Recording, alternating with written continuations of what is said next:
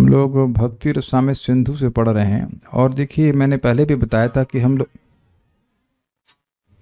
हम लोग मूल ग्रंथ से पढ़ेंगे, यानी संस्कृत ग्रंथ जिसमें टीकाएं होंगी, और हम लोग श्रील प्रभुपाद जी के ग्रंथ को भी पढ़ेंगे जो कि उस मूल ग्रंथ का सार है। और प्रभुपाद ने उसमें अपने सुंदर सुंदर रियलाइजेशन भी रखे हैं। इनके फ़ोन को साइलेंट कर दीजिए या कुछ भी करिए, ठीक है। तो एक हम क्षमा चाहेंगे कि हमने आमुख पढ़ाया नहीं, ये मेरी गलती है, ध्यान नहीं गया उधर।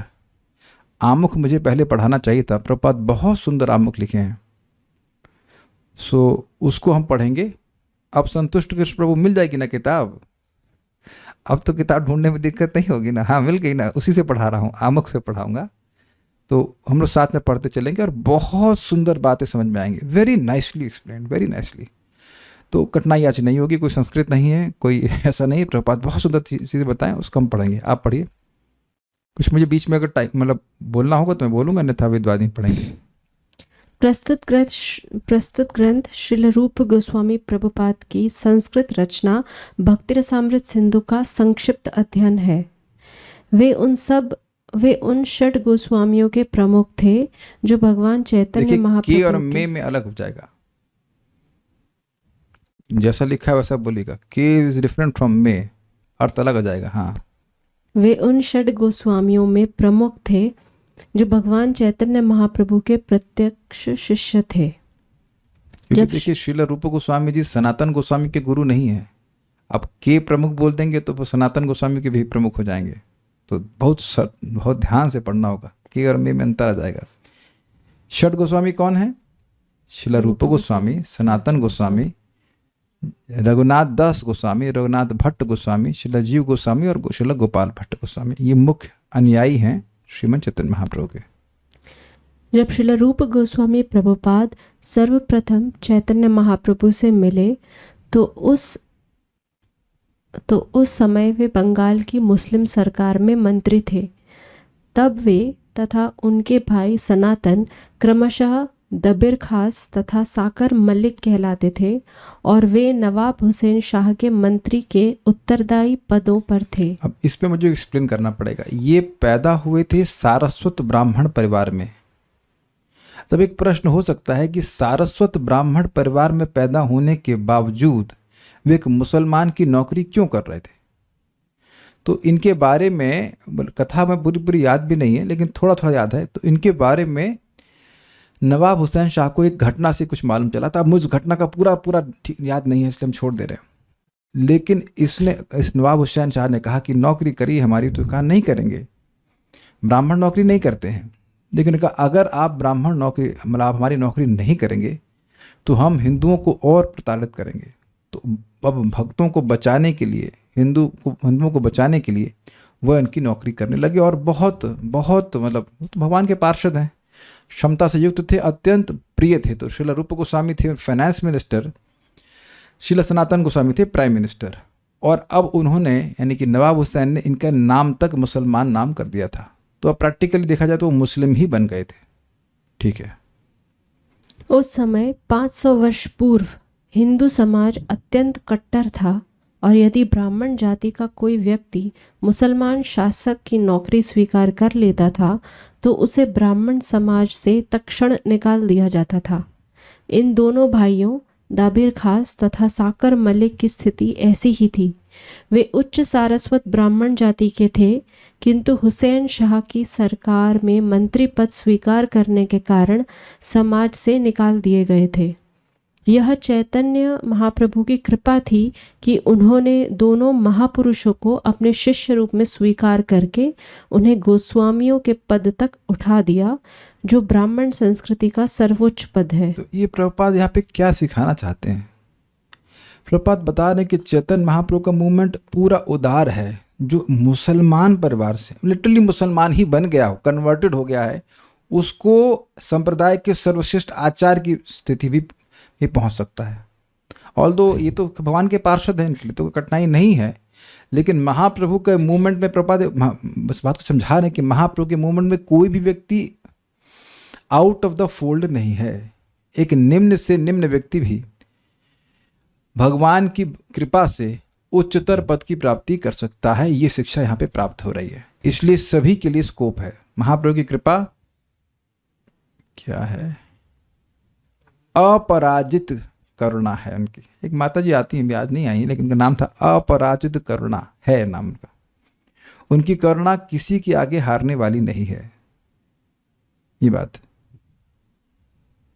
इसी प्रकार चैतन्य महाप्रभु ने हरिदास ठाकुर को अपना शिष्य बना लिया, यद्यपि वे मुसलमान परिवार में जन्मे थे। अब कितनी आश्चर्य की बात है कि इस गौड़िया वैष्णव संप्रदाय के तीन प्रमुख आचार्य, मतलब एक तो मुसलमान परिवार में जन्मे श्री हरिदास ठाकुर जी, और दो प्राय मुसलमान बन गए थे। तो यहाँ पे क्या जाति का लिमिटेशन हो सकता है? इसलिए इस प्रकार की भावना करना कि कोई व्यक्ति एक विशेष जाति का है और वह भगवान की भक्ति नहीं कर सकता है, ये बस वो इतना ही कर सकता है और इससे अधिक नहीं कर सकता है, ये भी भक्तों के बीच में आ जाता है कि हाँ ये प्रगति कर सकता है लेकिन इससे अधिक इस जन्म में नहीं कर सकता। ये गलत धारणा है, ये ऐसा धारणा नहीं रखनी चाहिए। एनीवन जो प्रिंसिपल्स को फॉलो करेगा वह गोस्वामी के पद तक उठा दिया जाएगा महाप्रभु की कृपा से। आगे बढ़िए। बाद में उन्हें भगवान नाम के कीर्तन हरे कृष्णा कृष्णा कृष्णा हरे हरे, हरे राम राम राम हरे हरे का आचार्य बना दिया। भगवान चैतन्य का सिद्धांत सार्वभौम है। यही सब बात को समझा। सार्वभौम का मतलब भूमि, सार्वभूमि, सभी भूमि पर व्याप्त जो हो उसे सार्वभौम कहते हैं। समझ में आ गई बात? हाँ। कृष्ण विज्ञान के ज्ञाता और भगवत भक्त को ब्राह्मण कुल में जन्म लेने वाले मनुष्य से भी उच्च माना जाता है। यह मूल सिद्धांत है जिसे सब वैदिक ग्रंथों में, विशेषतया भगवत गीता तथा श्रीमद् भागवत में स्वीकार किया गया है। इस भक्ति रसामृत सिंधु में भगवान चैतन्य के आंदोलन के सिद्धांत की, अर्थात हर एक को शिक्षा देकर गोस्वामी पद तक उठने की शिक्षा दी गई है। तो अब एक बड़ी सिंपल सी बात है, एक सिंपल सी बात सोचिए कि स्त्रियां प्राय सेना में नहीं जाती थी, ठीक है, लेकिन अब भारतीय वायुसेना में स्त्रियां हैं कि नहीं? हवाई जहाज भी चला रही हैं, क्या क्या सब कुछ चला रही हैं। तो उनको जब मौका दिया गया, उनको शिक्षा दी गई, तो उनमें वो सामर्थ्य प्रकट हो गया कि नहीं हो गया? ये मैं एक सिंपल एग्जाम्पल दे रहा हूं, एक सिंपल से एग्जाम्पल दे रहा हूं। तो अब उस एग्जाम्पल से आप समझ लीजिए कि गोस्वामी होने के लिए केवल और केवल सही शिक्षा की जरूरत है। कोई विरोध हो तो बताइएगा पहले। एटलीस्ट इस समय मैं गोस्वामी हूं, स्वीकार्य है, और आप भी हैं। इस समय की बात कर रहा हूं मैं। जब हमारी इंद्रियां भगवान की सेवा में लगी होती हैं तो हम गो के स्वामी, इंद्रियों के स्वामी होते हैं, और जब भगवान की सेवा में नहीं लगी रहती तो गोदास होते हैं। अगर आप जप कर रहे हैं तो उस समय गोस्वामी हैं कि नहीं? इंद्रियों को सीमित किए हुए हैं। तो ये बात क्या पैदा होते आपको पता थी कि इंद्रियों को भगवान की सेवा में लगाना ये गोस्वामी है, होना है? आप बताओ, पहले इस बात को विचार कीजिए। अगर ये बताया ही नहीं गया होता तो क्या आप कभी गोस्वामी बन सकते थे? आप या मैं कभी भी बन सकते थे? बस नो होप। भाई, जो एक्चुअल गोस्वामी है उसकी इंद्रियां हमेशा भगवान की सेवा में लगी रहती हैं। लेकिन प्रोसीजर क्या है? प्रोसीजर बहुत सिंपल है, लेकिन पता तो होना चाहिए। प्रोसीजर है गो यानी इंद्रियों को भगवान की सेवा में लगाना, दैट्स सिंपल। लेकिन जब पता ही नहीं होगा तो व्यक्ति गोस्वामी बनेगा कैसे? अब आप ये बताइए कि कोई व्यक्ति मान लीजिए किसी भी कास्ट का है, उसको ये बात शिक्षा दे दी गई कि इंद्रियों को भगवान की सेवा में लगाना, ऋषिकेश सेवनम भक्ति रुच्यते, ये भक्ति है, यही गोस्वामिता है। तो क्या उसको जप करने में कोई कठिनाई होगी? आप में से सभी लोग एक ही जाति के तो नहीं हैं। तो क्या किसी को ये हरे कृष्ण मंत्र जप करने में जाति की वजह से कोई अवरोध लग रहा है? प्रसाद ग्रहण करने में जाति की वजह से कोई अवरोध लग रहा है? अनर्थ की वजह से लग रहा हो, एक अलग बात है। तो अनर्थ तो जाति डिपेंडेंट नहीं है। अगर अनर्थ जाति डिपेंडेंट होते तो फिर हरिदास ठाकुर जी को तो बहुत होने चाहिए थे। क्या आप लॉजिक समझ रहे हैं सारा? यानी कि टेक्निक सिखा दी जाए तो वो कुछ भी कर सकता। भाई, हवाई जहाज, फाइटर प्लेन उड़ाना कितना मुश्किल कार्य है बताइए। कल्याण प्रभु, आपको स्कूटी तो फास्ट लगती होगी शायद, 40 पे 40 की स्पीड चलती है। आप चलाना सीख रहे हैं और सोचो वो 400 पे चलती तब कितने लोगों की दम है यहाँ पे कि वो 400 किलोमीटर पर आवर की बाइक चला लेगा? कोई हीरो है यहाँ पे, कोई हीरोइन? तो वो मुश्किल। और हवाई जहाज की स्पीड कितनी तेज होती है? मैक 1 समझते हैं, मतलब साउंड की स्पीड से चलता है वो, उससे भी ऊपर। तो ये एक सिंपल सी लड़की जो कि अगर कुछ और चुनाव करती है तो हाउसवाइफ बन जाती है। मैं हाउसवाइफ को ये नहीं कह रहा हूँ कि वो निम्न है एयर पायलट से, लेकिन मैं इतनी बात बोल रहा हूँ कि शिक्षा की बात है। और जो माता जी रोटी बना रही हैं उनको शिक्षा दी गई तब ना बना रही हैं। हमारे एक वक्त हैं, नाम तो अब नहीं रखा, अभी है भी नहीं, तो नाम रख ले रहे हैं, राजेश प्रभु बता रहे थे, राजेश मल्होत्रा प्रभु, कि जीवन में पानी भी खुद से नहीं लिए। बताइए, तो उनको अब उनसे कहो लौकी कैसे काटी जाती है, तो लौकी भी ना काट पाएंगे वो। तो शिक्षा की बात है। अग्रीड? तो उनको बहुत अच्छा लग रहा है कि महाप्रभु इज नॉट ओमिटिंग एनीवन। हर व्यक्ति को गोस्वामी के पद तक उठाने के लिए जिस शिक्षा की आवश्यकता है उसके लिए भक्ति रसामृत सिंधु ग्रंथ लिखा गया है। यानी भक्ति रसामृत सिंधु ग्रंथ हर भक्त के लिए लिखा गया है। जो भी व्यक्ति गोस्वामी बनना चाहता है, आप कहेंगे पीछे लग गए गोस्वामी, काहे गोस्वामी? तो नेक्टर ऑफ इंस्ट्रक्शन के इंट्रोडक्शन में चले जाइए, आखिरी लाइन पर प्रभुपाद कहते हैं इंट्रोडक्शन में कि पहले व्यक्ति को सतुगुण में स्थित होना पड़ेगा, अपनी इंद्रियों को संयमित करना होगा, तब उच्चतर चीजें उसको प्रकट करी जाएंगी, नहीं तो समझ ही नहीं आएगा बात क्या बोली जा रही है। तो आप समझ रहे हैं ये ग्रंथ पढ़ना क्यों जरूरी है? क्योंकि बिना गोस्वामी बने हम भक्ति में प्रगति कर ही नहीं सकते। It is impossible. स्वीकार है सबको, कोई विरोध तो है नहीं। तो गोस्वामी बने कैसे? भाई देखो एक बात, हाँ अभी मुकुंद सेवनी कल हमको बोल रही थी, प्रभु जी मैं दिन भर भजन नहीं कर सकती। ये समझी नहीं कि भजन क्या है, और ये हम समझेंगे आगे जाकर। ये अनुशीलन का मतलब क्या है, भजन का मतलब क्या है। भज धातु से ये भजन शब्द आता है। भज मतलब सेवा। तो सेवा केवल आप मन से करते हैं या सेवा केवल वाणी से करते हैं, केवल लिप सर्विस होती है? कोई वैष्णव घर में आए, उनको आप बोले हरे कृष्ण प्रभु जी, बस हो गई सेवा? मोक्ष रूप माता जी काहे पराठे खिला रही थी आप? हम लोग जब मिले थे वहाँ पे डॉक्टर के साथ पास में, तो वहाँ तो आप केवल जप नहीं कर रही थी, आप भक्तों को मिली, आपने पराठे भी दी, तो क्या वो सेवा नहीं हुई थी? हमने भी आपको प्रसाद दिया था। तो आप देख रहे हैं कि कोई सेवा हाथ से होती है, नॉट हाथ से, शरीर से होती है, कोई सेवा मन से होती है, और कोई सेवा आपकी वाणी से होती है। तो यहाँ भक्ति रसामृत सिंधु में इतना सुंदर वर्णन किया जाएगा कि कैसे आप अपने पूरे दिन को, आपके पास बहुत सारे स्कोप हैं विभिन्न प्रकार से भगवान की भक्ति करने के लिए। आप वाणी से कैसे कर सकते हो, आप नाक से कैसे कर सकते हो, कान से कैसे कर सकते हो, हाथ से कैसे कर सकते हो, पाँव से कैसे कर सकते हो, ये अलग अलग टेक्निक इसमें बताई जाएंगी। तो आपके लिए और मेरे लिए बड़ा आसान हो जाएगा कि हम अपने पूरे दिन को इस प्रकार से व्यवस्थित करें कि गृहस्थी में रहते हुए, सिंपल घर में रहते हुए भी हम अपनी विभिन्न कर्मों को भगवान से जोड़ दें और वो भगवान की भक्ति की क्रियाएं हो जाए। और इस प्रकार से हमारे लिए गोस्वामी बनना बहुत आसान हो जाएगा। नहीं तो गोस्वामी शब्द सुनते ही व्यक्ति डर जाएगा, जबकि भगवान गृहस्थी को संन्यास का उपदेश दे रहे हैं। यत करोषि यद अश्नासी यद जुहुषि दास यत तपस्यसि कौन्तेय तत्कुरुष्व दर्पणम शुभाशुभ फलैरेव मोक्ष से कर्म बंधनई संन्यास योग युक्तात्मा विमुक्त मान वैशसी। बिल्कुल स्पष्ट भगवान बोल रहे हैं कि आप गृहस्थी में रहते हुए, घर आदि में रहते हुए भी कैसे संन्यास को स्वीकार कर सकते हैं। अभी देखिए एक सिंपल सी बात है, कल ही एक माता जी बोले, हम नाम ले रहे, तुंग विद्या माता जी बोल रही, उनकी माँ पड़ गई बीमार, तो बोली कि प्रभु जी अब तो मैं डिप्रेस हो रही हूँ, भक्ति नहीं कर पा रही हूँ, ये फलान ढिमकाना इत्यादि इत्यादि। तो अब ये समझावट में कमी है ना, कि आप सोच रहे हो या वो सोच रही हैं कि केवल जब वो प्रवचन कर रही हैं या सुन रही हैं या जप कर रही हैं बस तभी भक्ति कर रही हैं, है ना। लेकिन आप घर में अगर विग्रह है, आप घर की सफाई कर रहे हैं, तो क्या वह भक्ति नहीं है? आप किसी मंदिर में जाइए और वहाँ धूल जमी हो तो आप कहेंगे कि वो बड़ा अच्छा मंदिर है? आप नहीं कहेंगे, अरे यार भगवान की सेवा तो चल रही लेकिन अब सफाई नहीं हो रही है। तो घर को आप देख कैसे रहे हो उसके ऊपर निर्भर करता है कि आप भक्ति कर रहे हैं कि नहीं कर रहे हैं। I hope it is very clear.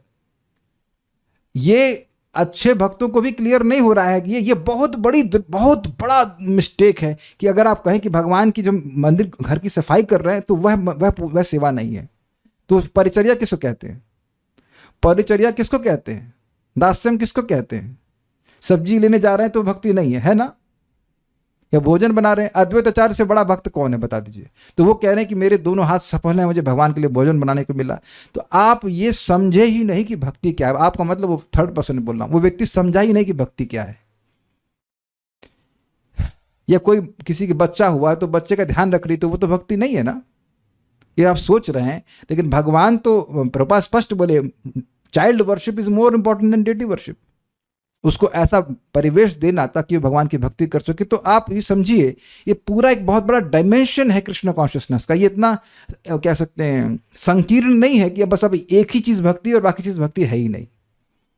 और आप देखेंगे कैसे मंदिर की परिक्रमा करना, मंदिर के मार्जन करना, प्रभुपाद बिल कितनी बार इस बात को स्पष्ट समझाएं कि कोई व्यक्ति आरती कर रहा है और कोई मंदिर में सफाई कर रहा है, वो दोनों एक ही लेवल पे हैं और दोनों ही भगवान को संतुष्ट कर रहे हैं। तो भक्ति के स्वरूप को ठीक ठीक समझेगा व्यक्ति तो समझ पाएगा कि कैसे बड़ी आसानी से वे गोस्वामी के पद पे उठ सकता है। ये बात इस ग्रंथ में दी जा रही है। तो ये ग्रंथ हम सबके लिए बहुत बहुत महत्वपूर्ण है। आगे बढ़ते हैं। मैं उन माता जी को बोला, तुंग विद्या को बोला कि गोपियों को सर्वश्रेष्ठ भक्त कहा जाता है। तो गोपियां घर का कौन सा काम छोड़ी थी, जरा बताइए। चैट तो ऑन है। कौन सा काम छोड़ी थी कि उनके पास, हाँ बाय द वे गोपियों के पास मिक्सी और फ्रिज और क्या वॉशिंग मशीन भी नहीं होती थी। अब सोचिए कितना काम करना पड़ेगा। और तब भी वो हाईएस्ट डिवोटी कही गई हैं। तब है ना, हम गलत तो कुछ नहीं कह रहे हैं ना। माता सची तो खाना बनाती नहीं थी कभी, चैतन्य महाप्रभु की माँ। और यमुना क्या नाम है इनका, यशोदा मैया, उनके पास तो फ्रिज है ना। भागवत में लिखा है उनके पास फ्रिज है। मैं फ्रिज के अगेंस्ट नहीं बोल रहा, मैं खाली बोल रहा हूँ कि सुविधाएं जो आप सोच रहे हो, जिसने सो कॉल्ड टाइम बचा दिया है, वह भी नहीं थी उनके पास, फिर भी सेवा में लगी रहती थी, फिर भी उनको महान भक्त कहा गया है। उम्मीद है कि आप इस बात को समझ रहे हैं कि गोस्वामी होने का मतलब है भगवान की सेवा में किसी न किसी रूप से अपनी इंद्रियों को लगा के रखे रहना। And if you are engage in that way you should be happy. ये देखिए कि आप कौन सी इंद्रियों को लगाए हुए हैं, बस इंद्रियां भगवान की सेवा में लगी रहे। ये सिंपल सी बात, आगे और क्लियर हो जाएगा। तो ये इस ग्रंथ का उद्देश्य है कि हम सभी लोगों को बिना किसी एक्सेप्शन के सभी को गोस्वामी के पद तक उठाए, बिना आपको कुछ ज़्यादा मेहनत किए। ज़्यादा मेहनत नहीं करनी, बस केवल ट्रेनिंग लेनी है। चैतन्य महाप्रभु की भेंट दबीर खास तथा साकर मल्लिक नामक दोनों भाइयों से मालदा जिले के रामकेली गांव में हुई थी। इसी भेंट के बाद दोनों भाइयों ने राजकीय नौकरी से अवकाश प्राप्त करके चैतन्य महाप्रभु के साथ हो लेने का निश्चय किया था। अब देखिए इस बात पे ये गंभीर बात है कि तुरंत वह नहीं छोड़े थे, कुछ समय के बाद छोड़े थे। ऐसा नहीं कि मिले और तुरंत छोड़ दिए थे, लेकिन संकल्प ले लिया था। दबीर खास ही बाद में रूप गोस्वामी बने। उन्होंने पद से अवकाश प्राप्त कर लिया और अपनी नौकरी के दौरान जितना धन संग्रह किया था उसे वे अपने साथ लेते आए। तो एक इंटरेस्टिंग बात है, ऐसा नहीं है कि आप धन सारा का सारा परिवार वाले को दे दिए और बोले कि अब मैं सब कुछ छोड़ करके आ गया हूँ। What it shows your deep attachment to your family members. किस प्रकार से करना है, व्यवहार कैसा करना है, ये भी यहाँ पे दिखने को मिल रहा है। होता है बहुत बार मंदिर में लोग आते थे, हम सब कुछ अपने परिवार वालों को दे के आ गए, अब हम आए हैं तो तुम्हारा क्या करेंगे हम मतलब भक्त लोग कभी कभी सब बोलते हैं कि तुम्हारा क्या करेंगे, यानी कि तुम अपनी आसक्ति दिखा रहे हो ना कि सारा संपत्ति तुम अपने परिवार वालों को दे दिए, तो मंदिर को या भगवान को कुछ भी देना नहीं चाहते हो, ये दिखा रहे हो ना। पर पीपल आर इग्नोरेंट। तो देखिए रूप गोस्वामी पहली शिक्षा दे रहे हैं कि धन गलत नहीं है, लेकिन धन का उपयोग कैसे करना है वो सिखा रहे हैं। चैतन्य चरितामृत में बतलाया गया है कि यह धन लाखों अशरफियों के रूप में था और लाखों डॉलर के बराबर था और इससे एक बड़ी नाव भर गई थी। उन्होंने इस धन का आदर्श तौर पर विभाजन किया जिसका अनुसरण विशेष रूप से भक्तों को तथा समान रूप से प्रत्येक मानव को करना चाहिए। उन्होंने अपने धन का 50% कृष्ण भावनामृत व्यक्तियों अर्थात ब्राह्मणों तथा वैष्णवों में और 25% अपने संबंधियों में बांट दिया तथा शेष 25% आपत्ति काल तथा निजी खर्च के लिए रखा। यही मैं एक भक्त को बता रहा था, मैं नाम नहीं रखूंगा, कि आपको व्यवहार भी सीखना पड़ेगा। ऐसा नहीं है कि कुछ कठिनाई आए और हम लोगों से भीख मांगते हुए चलें। ये भी आप भक्ति रसामृत सिंधु में देखेंगे। रूप गोस्वामी इस बात को भी रखेंगे, one should not put one self in humble position. Humble नहीं होने के लिए नहीं बोल रहे हैं, ऐसा व्यक्ति को नहीं मिसमैनेजमेंट करना चाहिए कि आप गरीबी में आ जाएं और आप भीख मांगे सबके सामने। ये आप देखना आगे जाकर एक एक बात बढ़िया से बता रहे हैं। बहुत अच्छे से बता रहे हैं, पूरा पूरा कवर करेंगे। दिस इज वेरी अमेजिंग ना, कि भक्ति में ये बात बताने की क्या जरूरत है। आप देखना, मैं दिखाऊंगा। One should not be neglectful in ordinary dealings. धन हमारा नहीं है लेकिन भगवान का है, और कैसे उपयोग करना है वह सीखना व्यक्ति को चाहिए। समझ में आ गया? 25%, अरे 50% भगवान की सेवा के लिए डायरेक्ट होना चाहिए, 25% इमरजेंसी के लिए, 25% संबंधियों के लिए। ये आदर्श है तो कम से कम 10% तो भगवान के लिए देना शुरू कीजिए। हमने अपने जो मेरी इनकम है उसका जो एक सेक्शन डोनेशन का सेक्शन, वो हम अपने लिए खर्च करेंगे ही नहीं। अपने लिए तो वैसे भी क्या करते हैं, सब भगवान के लिए जाता है, लेकिन वो खर्चा में जाएगा ही नहीं। वो मान लीजिए कुछ भक्त लोग गार्लैंड्स के लिए देते, तो वो सारा मेरा हिसाब रखा हुआ है कि ये आ रहा है, इतना जा रहा है, एक खाता बुक ऐप है, ये जा रहा है, ये आ रहा है।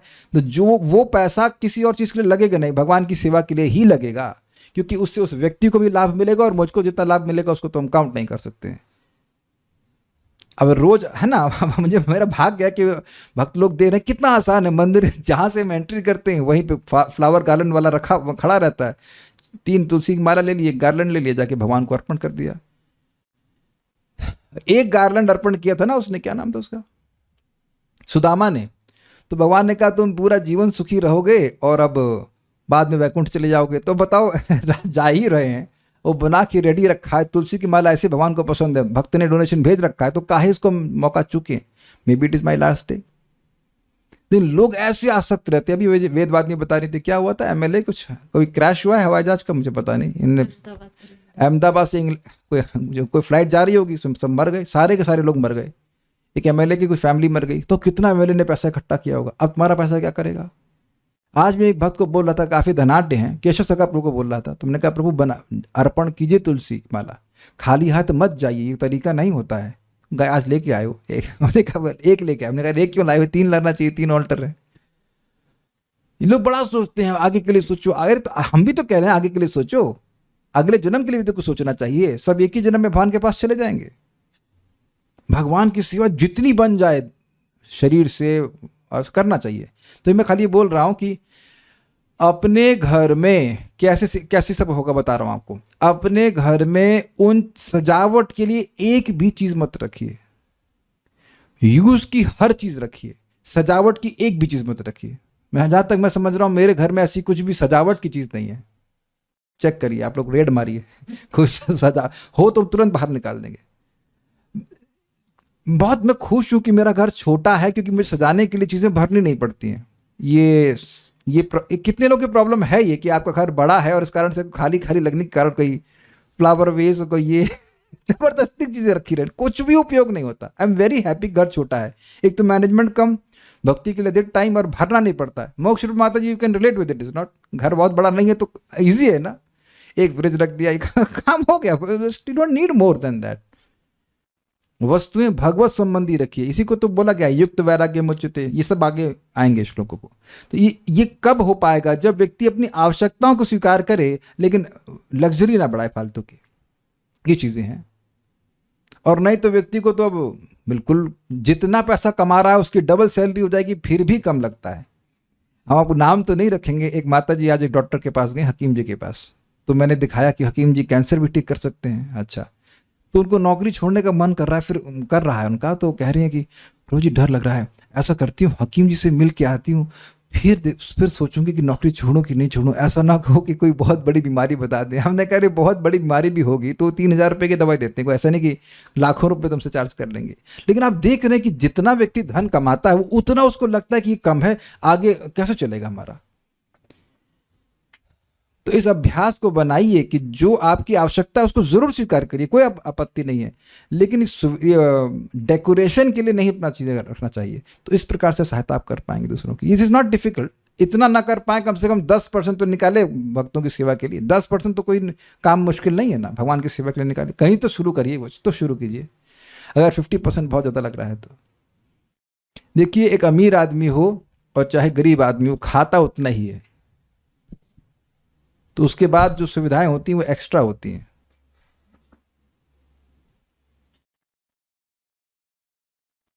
एक, दो, 3, 4 और 5 घर एक भक्त के हैं जिनसे हम बात कर रहे थे आज।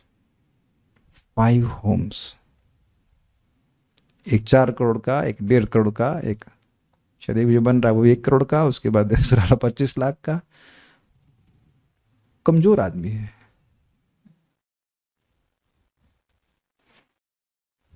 मुझे हंसी आ रही कि जहां हम रह रहे हैं तो मकान मालिक भी भक्त हैं, वो बोले वो प्रभु जी वो 10% बढ़ेगा किराया उसका। मैंने कहा हाँ ठीक है 700 रुपये बढ़ा, कोई दिक्कत नहीं, not a big thing, is it not?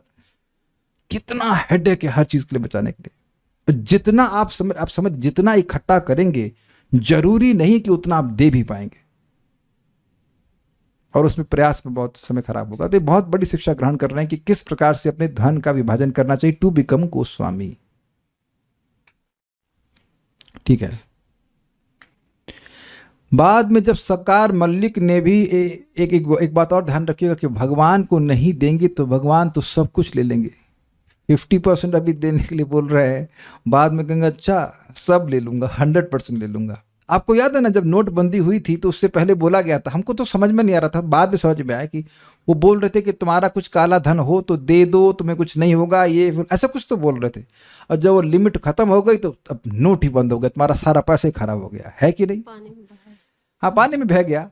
तो अभी भगवान को देंगे तो अगले जन्म में खूब मिलेगा। अगर भगवान के पास नहीं भी गए तो भगवान को जो दिया जाता है वो कितना वापस आता है उसका कोई हिसाब किताब नहीं है। तो अगर अगले जन्म में चाहिए तब भी भगवान को दीजिए, अगर चाहिए, और अगर भगवान चाहिए तो भी भगवान को दीजिए। देने की आदत होनी चाहिए। यू मेक अ कोटा कि हम 1000, 500 जो भी आपका हिसाब किताब है, 5000, 6000 जो भी है भगवान की सेवा में लगाएंगे ही, वो उनका है ही। जैसे मैं एक भक्त को पूछ ही रहा था कि मेरा टैक्स कितना पड़ता है, कहते हैं 30% 31%। तो हमने कहा 32 हो जाएगा तब क्या करोगे? देंगे। Got it? तुम 30, हम तो सोच रहे थे तुम 31 बोल रहे हो, तो 31 की जगह 32 हो जाएगा तब भी दोगे ना? तो उसमें 2-4% भगवान के लिए भी रख लीजिए। लेकिन जब व्यक्ति इतना अपने धन से आसक्त होता है कि उसको कुछ करना नहीं चाहता है, भगवान को नहीं देना चाहता, तो भगवान कहते नहीं दोगे तो ठीक है तो हम ले लेंगे।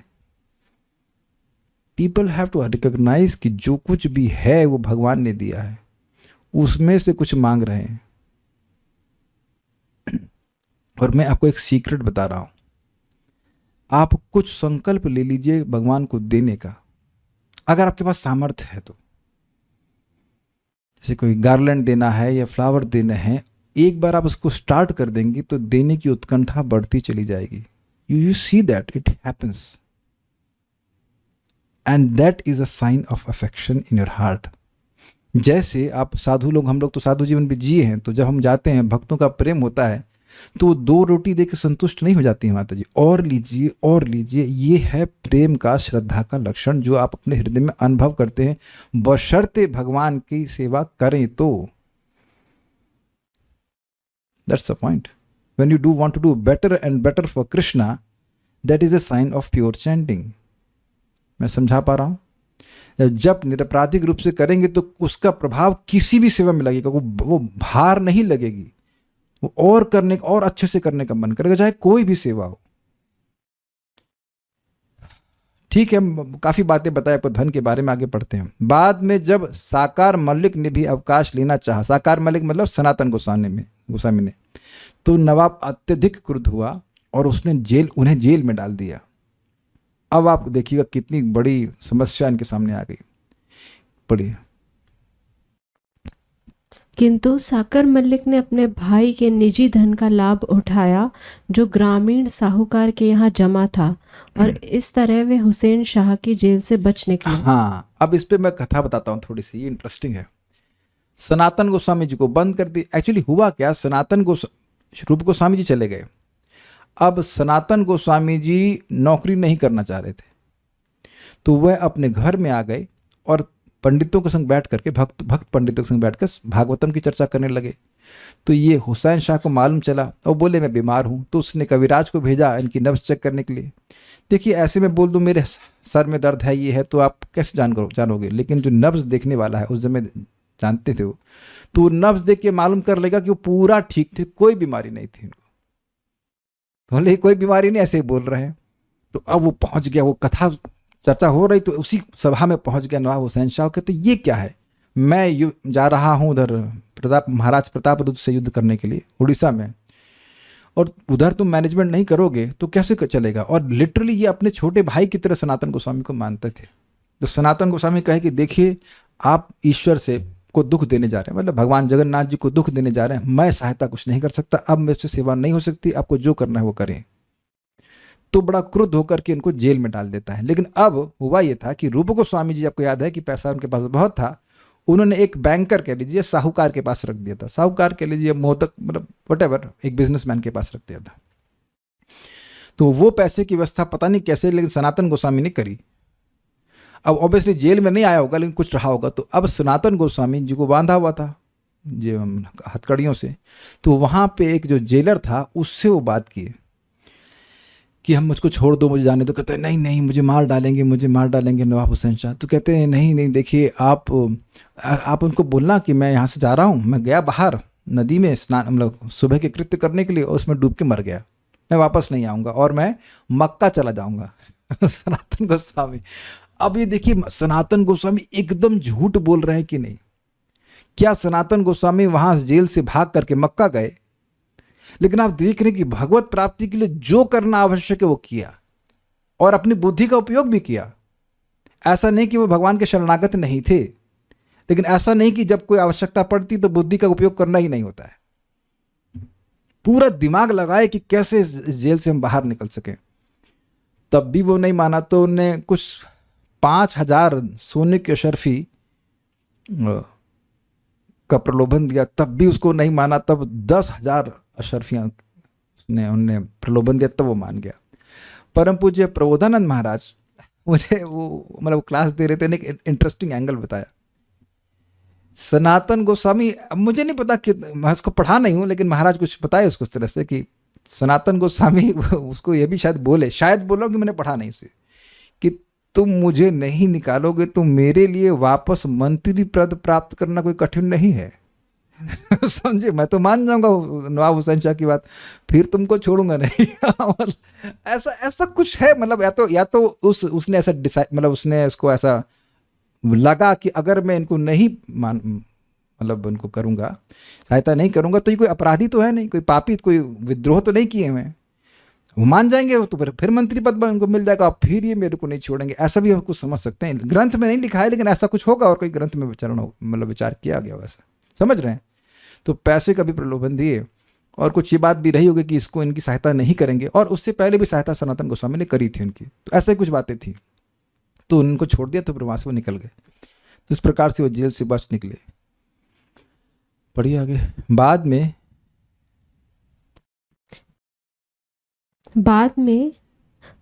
श्रील सनातन गोस्वामी के नाम से बाद में ये श्रील सनातन गोस्वामी के नाम से प्रसिद्ध हुए। इस प्रकार दोनों भाई चैतन्य महाप्रभु के परिकर बन गए। लेकिन एक प्रश्न हो जाएगा कि अब जो नवाब था वह हिंदुओं को परेशान नहीं किया।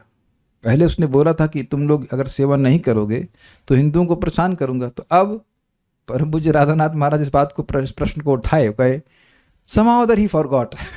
वो भूल गया इस बात को कि उसने ऐसा कहा था। भाई देखो, चैतन्य महाप्रभु सबके हृदय में है, परमात्मा के रूप में, तो बुलवा दिए। तो उसने जो परेशान किया वो किया, लेकिन एक्स्ट्रा परेशान नहीं किया। ठीक है। श्रील रूप गोस्वामी पहली बार प्रयाग इलाहाबाद में चैतन्य महाप्रभु से मिले, और उस पावन नगरी के दशाश्वमेध घाट पर महाप्रभु ने लगातार 10 दिनों तक उन्हें उपदेश दिया। महाप्रभु ने रूप गोस्वामी को विशेष रूप से कृष्ण भावनामृत विज्ञान की शिक्षा दी।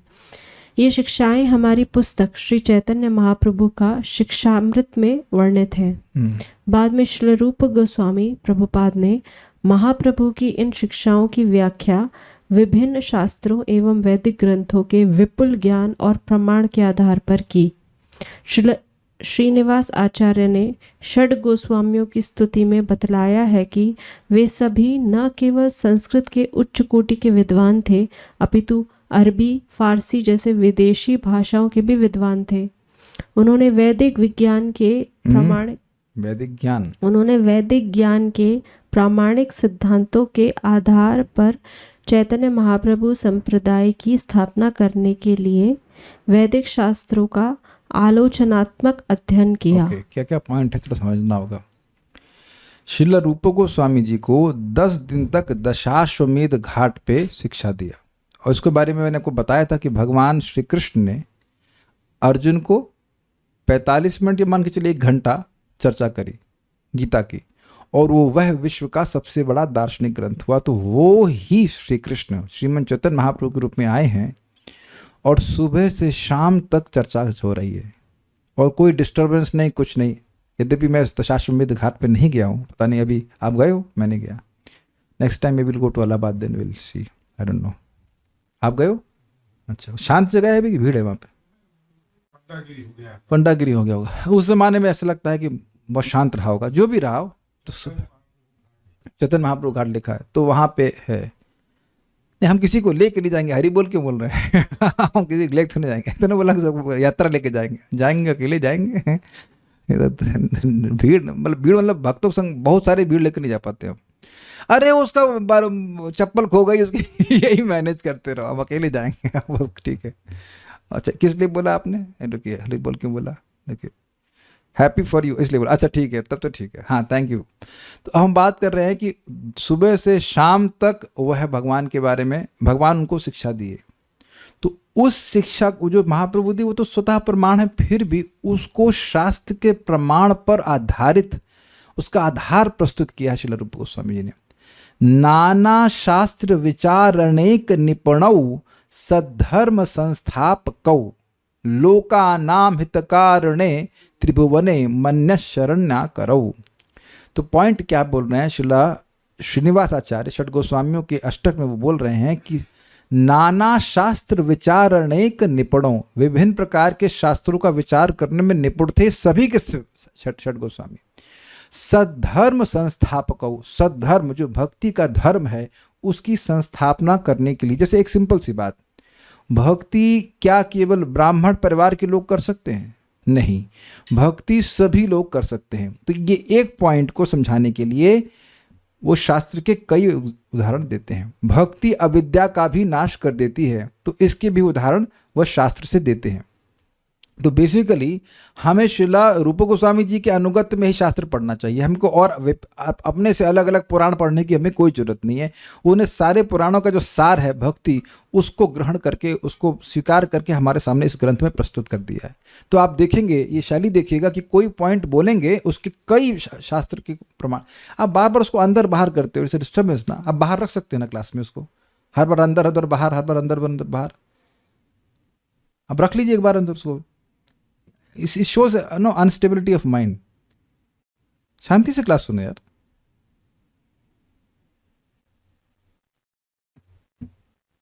क्या देखिए बोल रहा था मैं, क्या बोल रहा था मैं? हाँ, तो आपको ये नहीं कि देखिए, ऐसा नहीं कि हम लोग स्वतंत्र रूप से शास्त्र पढ़ लेंगे, ये पढ़ ले, स्कंद पुराण पढ़ लें, ये पढ़ लें, ये पढ़ लें और समझ जाएंगे। नहीं, कंफ्यूज हो जाएंगे। इसलिए जो सद्धर्म की संस्थापना करने के लिए आवश्यक था वो सारी बातें श्रीला रूप गोस्वामी जी ने ग्रहण करके रख ली है। ये बात है। ओके।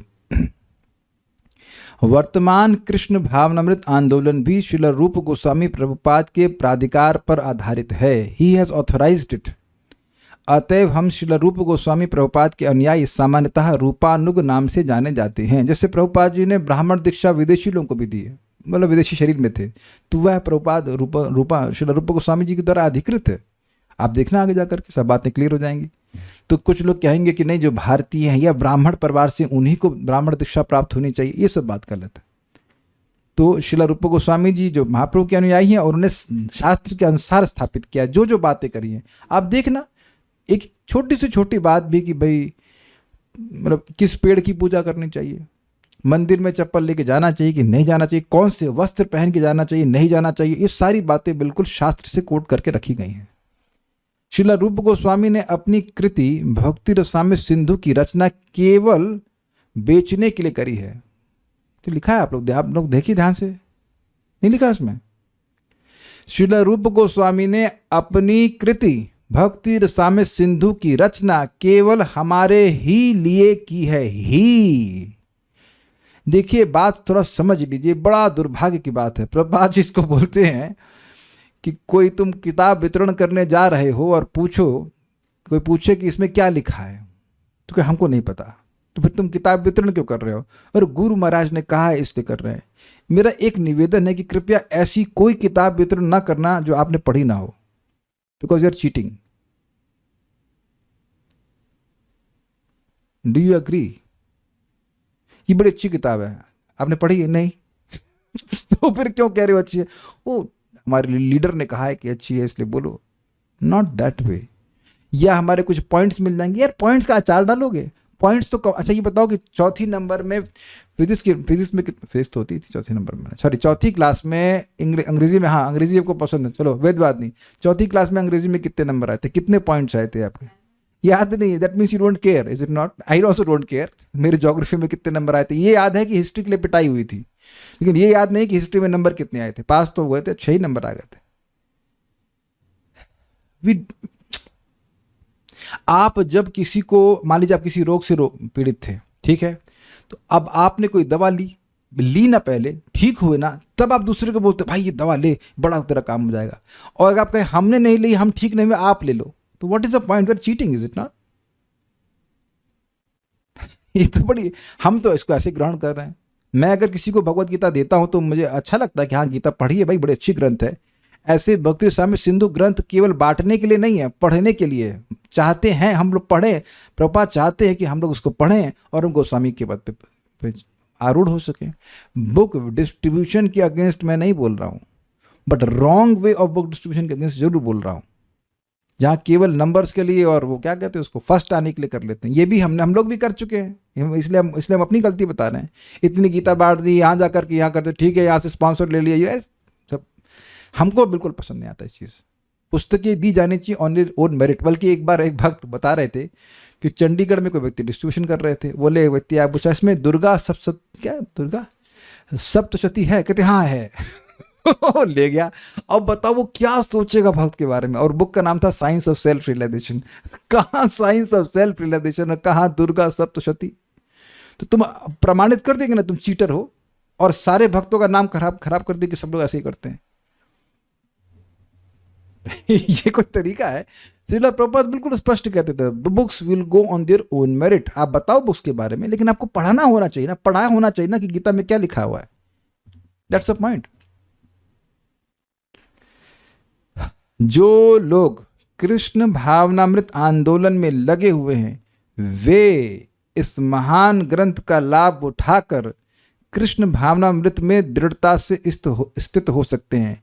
एक आप यहाँ कोई व्यक्ति मुझे वोट दे कि जो इस लास्ट लाइन को नहीं चाहता है, कौन भक्त है यहाँ पे जो कृष्ण भावनामृत में दृढ़ता से स्थित नहीं होना चाहता है? ये तो कहेंगे आपको दिमाग नहीं, क्या प्रश्न कर रहे हैं।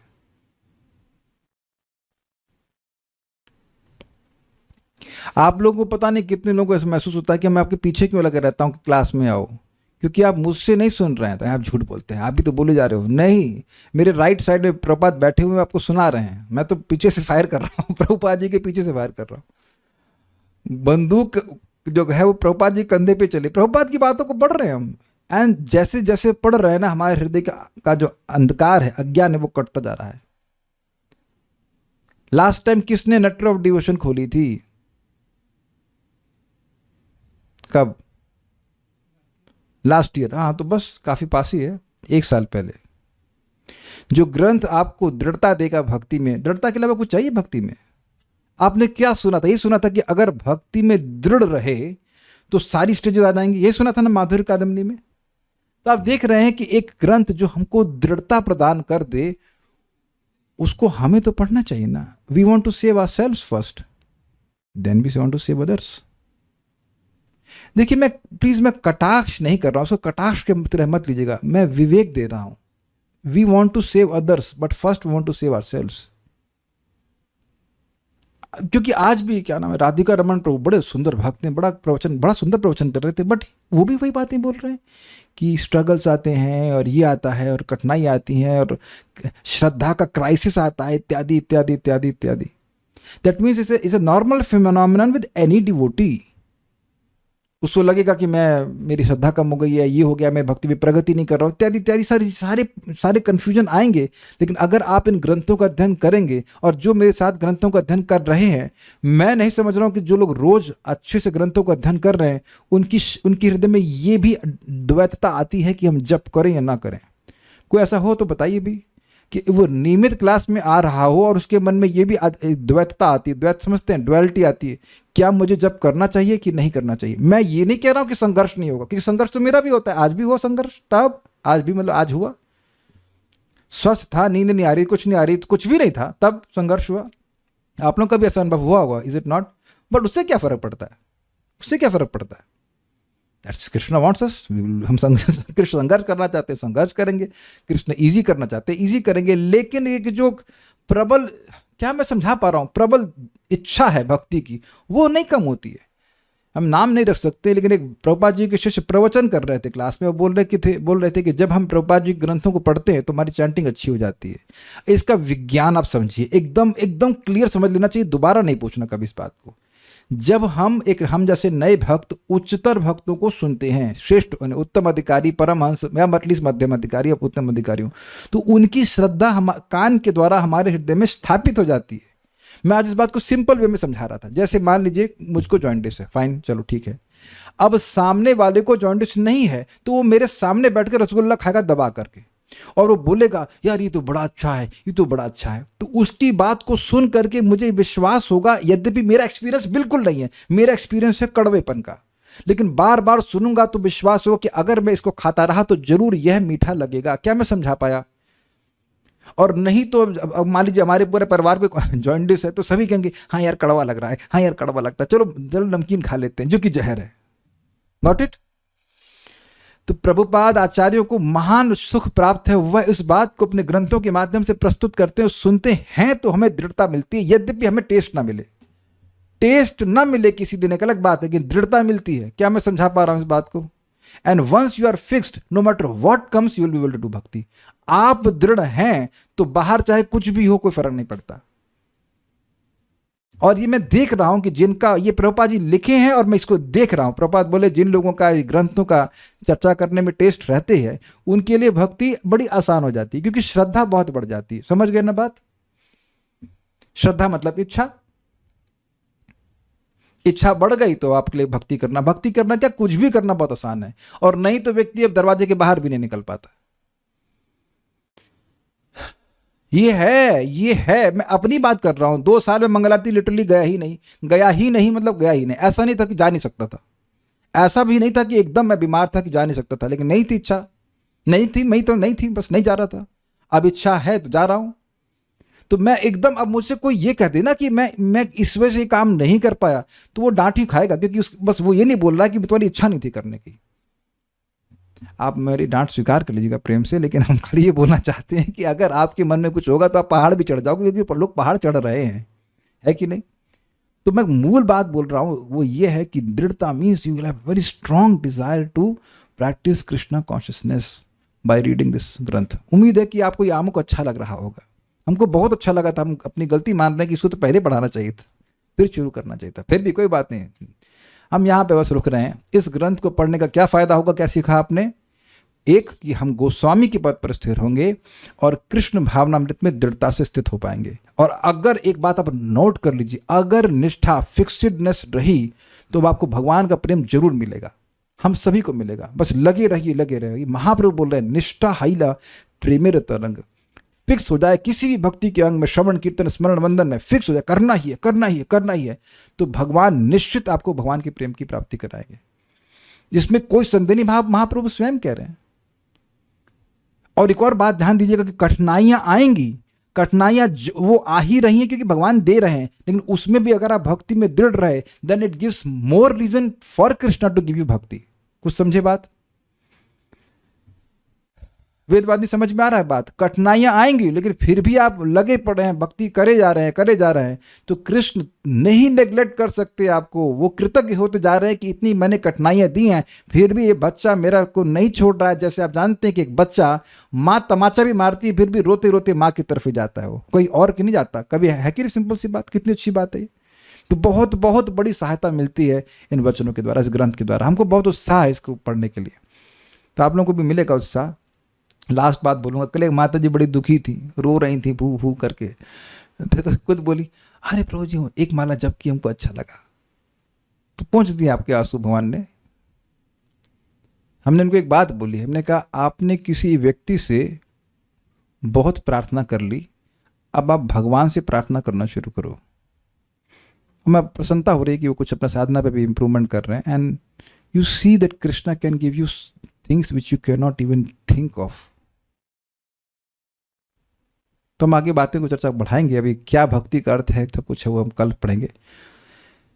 गोस्वामी के पद पे पहुंचने के लिए और भक्ति में दृढ़ होने के लिए ये ग्रंथ हमारी बहुत बड़ी सहायता करेगा। कुछ कहना चाहते हैं भक्त, ना चाहते हुए भी अगर नाम जप अच्छे से नहीं कर पा रहे हैं तो भगवान देखते हैं कि लगा हुआ है। बहुत अच्छा प्रश्न किया, ये बात बोलने वाला था मैं। देखिए, जो व्यक्ति नाम जप कर रहा है और उसका मन कहीं और है, और एक जप कर रहा है और मन को लगा ही नहीं रहा है, उसका इफेक्ट एक ही है कि नहीं, कि मन भगवान में नहीं लगा है। लेकिन नियत में अंतर आ गया कि नहीं। हरे कृष्ण जब मन लगाने का प्रयास कर रहा है, मन नहीं लग रहा है, लेकिन नियत क्या है? नियत है कि मन लगे, नियत मतलब इच्छा। और एक कर रहा है हरे कृष्णा, लेकिन अब मन लग ही नहीं, मतलब मन लगा ही नहीं रहा है, वो व्हाट्सएप चेक कर रहा है, सब कर रहा है, तो उसकी नियत ही नहीं है कि मन लगे। तब भी जीभ से बोलने का लाभ मिलता है, लेकिन दूसरे वाले केस में हम लोग बड़ी आसानी से रह सकते हैं कि नहीं। इसका मैंने बहुत सिंपल सी बात बोल रहा हूं, there is no future, there is no past, there is only present. सबको समझ में आ रहा है कि नहीं? कोई भूतकाल नहीं जिसका आप अनुभव कर सके, और ऐसा कोई भविष्य नहीं जिसका आप अनुभव कर सके। जो भी अनुभव होगा वो वर्तमान में है। आप वर्तमान में अपने मन को लाइए। मन चाहे कहीं भी गया हो, जब याद आ जाए कि नाम को सुनना है, आप नाम सुनिए, हरे कृष्णा हरे कृष्णा। बहुत ईजी है। कुछ समझ गए? कोई नई बात नहीं कह रहा हूं, बस स्वीकार करने की बात है। भविष्य का कोई कंट्रोल नहीं। कल मरी जाए तो क्या करना, फिर क्या करेंगे आप? इतना क्या चिंता करना है? वर्तमान के बारे में सोचिए। आज का दिन मुझे भक्ति में बिताना है, कल का मुझे मतलब नहीं, कल जो हुआ उससे मतलब नहीं, आज कल क्या होगा उससे मुझे कोई उस पर कंट्रोल नहीं है। Stop worrying about things you can't control. और जो मैंने आपको बोला था कि कुछ जूस की फास्टिंग शुरू करो, वो आप करी नहीं। प्रभु जी आप तो ऐसे ही बोल देते हैं, आपको कुछ पता तो है नहीं, है ना? आपको कुछ ज्ञान तो है नहीं, आप कुछ ट्राई तो करते नहीं है। लग रहा है जूस वालों की फैक्ट्री से आपको ना कमीशन मिल रहा है, इसलिए आप बिकवा रहे हो जूसर। अब देखो, अब हिम्मत नहीं हो रही कि चैट करने की, अब नहीं आ रहा कोई उत्तर। तो काफी संभावना तो यह होगा कि आप अपने शरीर से ही संघर्ष कर रहे हैं। हम बता रहे ना, दबा के हम खाते थे 9 बजे प्रसाद, और उस वक्त क्लास देते हुए भी नींद आती थी। मैं और कल्याण प्रभु गए थे ना हम लोग दिल्ली, हम लोग 2 बजे तक कुछ नहीं, केवल जूस ही जूस पिए गए। सुबह पिया, आपको पिला के गया था ना, हाँ, उनको ABC जूस पिलाया। उसके बाद 2 बजे तक की भूख नहीं लगी, फिर वहां जाकर गन्ने का जूस पी लिया। इट वाज जस्ट लग ही नहीं रहा था तपस्या। तो कुछ ध्यान देना चाहिए। प्रभुपाद इस बात को बोले ना, स्वास्थ्य, भक्तिविनोद ठाकुर जी बोले स्वास्थ्य, साधना और सेवा।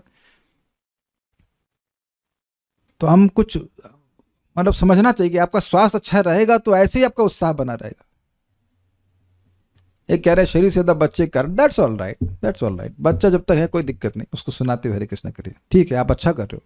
अरे हमको भी, हम तो कोई बच्चा बच्चा कुछ नहीं है, हम खुद ही, हमारा इतना संघर्ष कुछ नहीं, एकदम स्वस्थ बिल्कुल। हमने नजर नहीं मारना, लेकिन एकदम स्वस्थ, कोई प्रॉब्लम नहीं, कोई नींद नहीं, कुछ नहीं, संघर्ष क्या? मैं एक माता जी को समझा रहा था, हाँ, वो बोल रही थी 7 से 8 के बीच में हमको जब में मजा नहीं आता। हमने कहा जब हम अपने मजे के लिए नहीं करते हैं, जब में भगवान को मजा आना चाहिए। देखिए आप माधुर्य कादम्बनी को पढ़ लीजिए। आपने सुना था ना कि रुचि के बाद आता है आसक्ति। तो आसक्ति के स्टेज पर व्यक्ति को कैसा भी नाम सुनने को मिल जाए उसे बड़ा अच्छा लगता है। समझे बात? कोई कथा भगवान के बारे में कैसा ही बोल रहा है उसको बड़ा अच्छा लगता है। तो भगवान कौन से स्टेज पे है? तुलसी महारानी कौन से स्टेज पे है? रुचि की, आसक्ति की, भाव या प्रेम? तो स्पष्ट है, तुलसी महारानी तो भगवान की पार्षदा है। तो प्रेम के भी हायर स्टेजेस, भाई जो आपको गोपी में सेवा में देने के लिए अधिकारी हैं, वो कितनी बड़ी भक्त होंगी, हम लोग कल्पना नहीं कर सकते। तो यहाँ अपनी बुद्धि का प्रयोग कीजिए कि भाई जब हमको नहीं अच्छा लग रहा, कोई बात नहीं, तुलसी देवी को तो हरे कृष्णा हरे कृष्णा। जैसे आज मैं तुझे इनके पीछे बैठ के जब करा रहा था तो बात नहीं के, और जैसे इनको नींद आए तो मैं इनको कोचूं, जब करो, सुनाई नहीं पड़ रहा मुझे। तो कहीं पर आज तो जब आपका संग हो गया, नींद नहीं आई, तो मेरा इनका जितना आग्रह था उससे ज्यादा आग्रह मेरा था कि जब करें, था ना, कोई गलती तो नहीं बोल रहे हैं। तो शिव जी का आग्रह सुनिए, कोई रा बोलता है तो उसको उनको बड़ा उत्कंठा हो जाती, कहीं माँ तो नहीं बोलेगा। तो शिव जी सुन रहे हैं, शिव जी सुन सकते हैं कि नहीं, भगवान सुन रहे हैं, तुलसी देवी सुन रही हैं, और वह प्रसन्न हो रहे हैं। उनकी प्रसन्नता से हमारी प्रगति होती, समझ में आया आपको? आपके हमारे प्रयास से नहीं होती है, उनकी प्रसन्नता से हमारी प्रगति होती है, और वो प्रसन्न हो जाते हैं। हरे कृष्णा हरे कृष्णा। आपके हाथ में केवल 3 चीजें हैं, मतलब हाथ में कंट्रोल में, एक आपका पोस्चर, सीधे बैठिए, उसके बाद आपकी सांस ले लीजिए, ठीक है, ये है ना कंट्रोल में। एक व्यक्ति बोले नहीं प्रभु जी मैं इतनी थकी हूं कि सांस भी नहीं ले सकती। इसका क्या, जो हमको तो कोई लॉजिक नहीं समझ में आया, कि सांस लेने में कोई मेहनत होती है क्या। और उसके बाद उच्चारण, समझ में आया? पोस्चर, प्राण, 3 P's विल बी पोस्चर, प्राण एंड प्रोनाउंसिएशन। बाकी सब भगवान करेंगे। हरे कृष्णा कृष्ण कृष्ण हरे हरे, हरे राम राम राम हरे हरे। एक सिंपल सी बात समझिए, कोई गाली दे देता है, ऐसे भी गाली दे देता है, इमोशन जागृत हो जाते हैं कि नहीं जब आप सुनते हो? तो बोलिए और सुनिए, बस खत्म हो गई बात। जैसे जैसे चित्त आपका स्पिरिचुअलाइज होता जाएगा वैसे वैसे अनुभव होगा। लास्ट बात बोल के समाप्त करता हूं। देखिए, भक्ति का प्रोसेस मतलब चित्त का निर्माण, ठीक? तो चित्त हमारा भी भौतिक गुणों से दूषित है, अग्रीड? तो उसमें जब हम आध्यात्मिक शक्ति का संपर्क करते हैं तो धीरे धीरे वह आध्यात्मिक होता है। जैसे लोहा धीरे धीरे अग्नि के संपर्क में रहने से अग्नि जैसा हो जाता है, अग्रीड?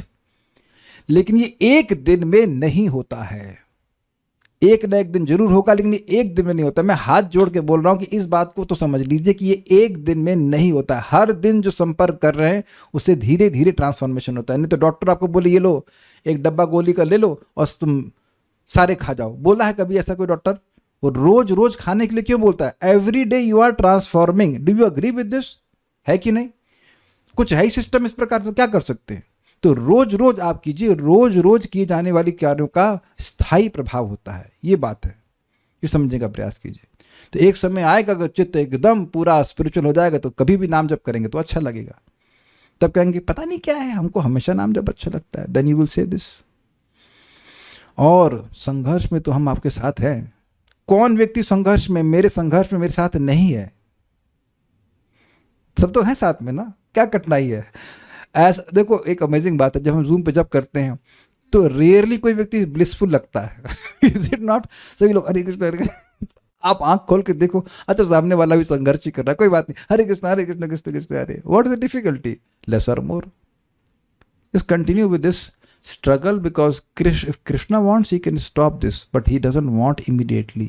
He wants your, क्या कहते हैं उसको, उत्कंठा, क्या कहते हैं उसको, लालसा, ईगरनेस चाहते हैं, ईगरनेस देख रहे हैं। तो ठीक है, लगे रहिए। एक बात तो आपने समझ ली होगी भक्तों, कितने लोगों को क्लास में आने में संघर्ष लगता है और क्लास में आकर के 1 घंटा बिताने में संघर्ष लगता है। तो जीवन से एक संघर्ष तो गायब हो गया ना। ऐसे भी कुछ भक्त हैं जिनके लिए ये भी बहुत बड़ा संघर्ष है, वो नहीं आ सकते, कुछ नहीं कर रहे हैं तब भी कुछ नहीं, तब भी कथा सुनने नहीं आएंगे। तो क्या ये एक बड़ी उपलब्धि हो गई कि नहीं? चलिए, हम आपको कोई देखेगा नहीं रिकॉर्डिंग में, कितने लोगों को अगर उनको टाइम मिल जाता है तो क्लास आने में कोई दिक्कत नहीं है? Please raise hands. अरे कुछ कभी कभी खुश भी कर दिया करो भाई, किसी को नहीं। 1 2 3 4, हाँ, मतलब आपका स्वास्थ्य ठीक है, आपके पास समय है तो कोई दिक्कत नहीं होती। यानी कि एक संघर्ष हमेशा के लिए समाप्त हो गया। अरे वाह, काफी लोग हैं। तो आप देख रहे हैं कि एक संघर्ष हमेशा के लिए समाप्त हो गया कि नहीं? कल्याण प्रभु, खाना वाना मिल जाए, नींद पूरी हो जाए, कोई दिक्कत नहीं ना। तो जिंदगी से भगवान ने एक संघर्ष समाप्त कर दिया कि नहीं? और वो बहुत प्रबल साधन है कि नहीं?